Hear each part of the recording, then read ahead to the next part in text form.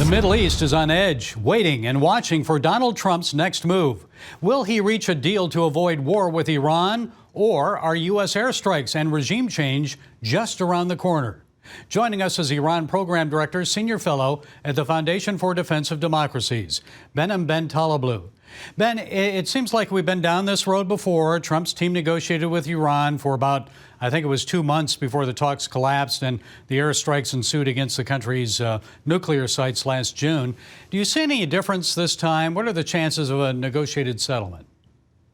Well, it's a pleasure to be with you. I think that there really is no nuclear deal off-ramp or no diplomatic off-ramp to the current crisis, which was brought about not by, a nuclear challenge or a missile challenge, but by the most significant crackdown from the state against the street in the Islamic Republic, unprecedented in the 47-year history of that regime, unprecedented in the past century and a half, if not 2 centuries of contemporary Iranian history, and meeting some of the most grotesque crackdown rates that we've seen in the 20th century, particularly from the Holocaust in the 1940s. And that is 36 to 43,000 killed in a very short period of time by the government of the Islamic Republic of Iran. And President Trump, not once, not twice, but 8 or 9 times touched this issue in the month of January 2026. And he promised that help was on the way, that he would hold those engaging in the crackdown accountable and responsible. And he said that the U.S. was locked and loaded. So we are in a crisis right now that no nuclear deal, no nuclear negotiation, no missile deal, no proxy deal can offset. This is a crisis of credibility for the United States of America. And the million-dollar question is, to what end, if military action is going to be taken, to what larger political end will it be applied? Regime change is one option. It's unclear if that's the option the Trump administration is going to be going in. Other options are defanging, to continue the 12-day war approach to the Islamic Republic. Another option is decapitation. It's all unclear right now, and that's where Donald Trump is actually most comfortable, having both allies and adversaries guessing what his next move is. Well, what sites would the U.S. likely hit inside Iran? What difference might that make to affect regime change? Well, again, I don't want to play armchair general here. We can only guess. But if Washington has a policy of potentially defanging, then it would go after missile installations and missile bases and depots and facilities and production centers. If it has a policy of regime change, it might target political institutions, the homes and the offices and the known whereabouts of political leaders in the Islamic Republic. If it is actually trying to level the playing field between past protests and try to help them out, it might be targeting the repression apparatus, the Islamic Revolutionary Guard Corps, the police. If it is, going big or going home, going after this other major nuclear installation that is even buried deeper than the Fordo fuel enrichment plant, Pickaxe Mountain, well, that could mean it has a limited counterproliferation mission. If it's trying to do a Venezuela, it might go after the country's supreme leader. Those are all, again, unknown variables because the president has not clarified the political mission to which the use of force would be applied to. And again, I think that's part of the larger strategy of keeping both allies and adversaries guessing.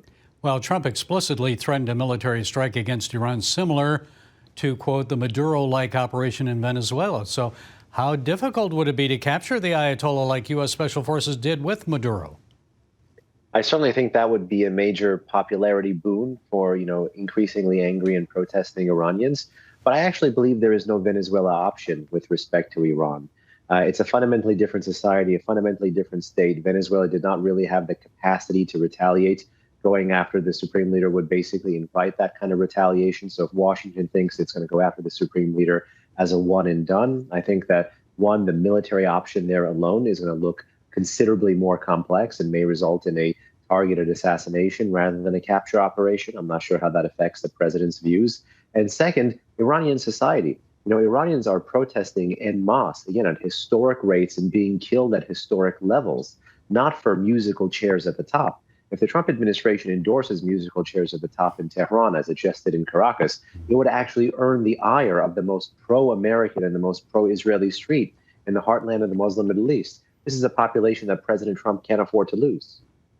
Well, the Ayatollah says an attack against Iran would lead to a regional war. So, Ben, is his bark worse than his bite? Just how capable is Iran now that many of its proxies, Hamas, Hezbollah, the Houthis, they're all weakened? I'm glad you mentioned the Triple H, the Hamas, Hezbollah, Houthi threat. from the axis of resistance. That's the name given to the constellation of terror proxies this regime has, which since the cycle of violence started by the Hamas and Iran-backed strike against Israel on October 7th, the massive terrorist attack there, you've seen a neutering of the military capabilities of those three groups. Nonetheless, I would say that while these groups are down, they are certainly not out.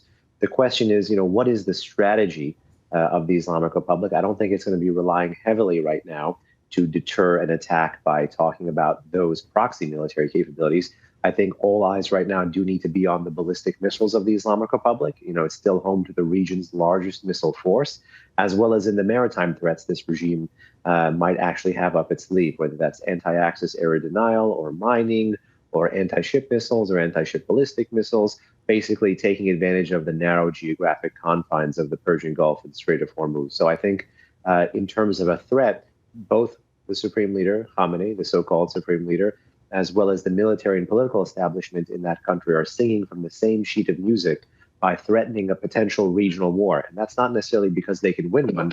They can't.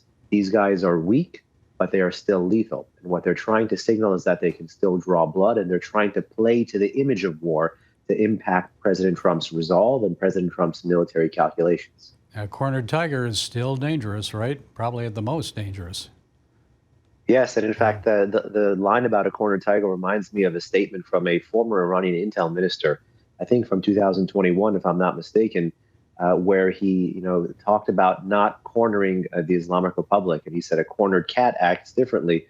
So whether you're talking about a cat or a lion, fundamentally, this is a regime that understands it has its back against the wall. The question is, for Uncle Sam, is it really worthwhile to let it out again and go through the same experience of the past 47 years? I would say at this point in time, when President Trump has the cards, both morally, politically, and strategically, I would guess not.